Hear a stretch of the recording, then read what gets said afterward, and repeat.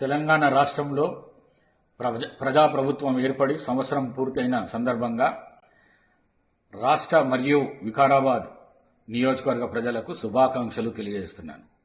మీ ఆశీస్సులు ఆశీర్వాదంతో ఏడాది క్రితం జరిగిన శాసనసభ ఎన్నికల్లో వికారాబాద్ నియోజకవర్గం నుండి ఎమ్మెల్యేగా విజయాన్ని అందించారు.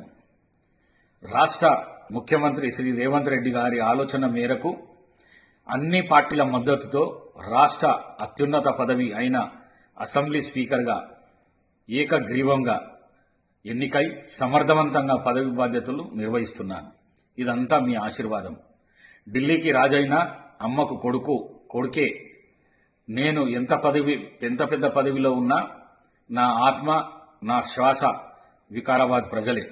నా ప్రాంత ప్రజల కోసము సేవ చేయడమే నా ఆశయం.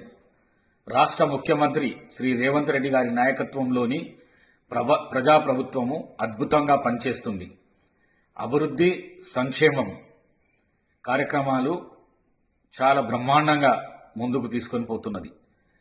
రాష్ట్ర ఆర్థిక పరిస్థితి సంక్షోభంలో ఉన్నా కూడా ప్రజలకిచ్చిన హామీలు మాత్రము నెరవేర్చుకుంటూ రాష్ట్ర ముఖ్యమంత్రి ముందుకు పోతున్న సందర్భంగా మరి అన్ని సంక్షేమ కార్యక్రమాలు తప్పకుండా ఈ తెలంగాణ ప్రజాప్రభుత్వం అందిస్తుందని చెప్పేసి తెలియజేసుకుంటూ సెలవు తీసుకుంటున్నాను.